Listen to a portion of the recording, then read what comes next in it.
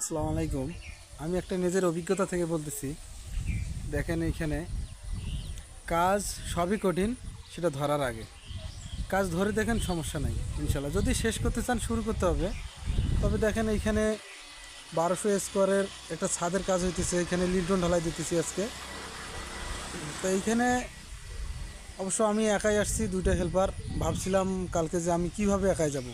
অবশ্যই ইনশাল্লাহ আজকে কাজ শেষ, কালকে রড উঠাবো, ঢালাই দেবো।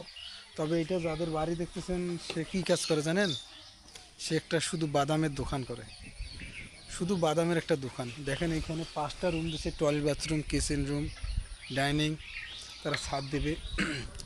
আপনারা যদি কখনো বাড়িঘর ধরতে চান তাহলে সাহস করে ধরবেন ইনশাল্লাহ। তবে দেখবেন সাহসে আপনাকে এগিয়ে নিয়ে যাবে।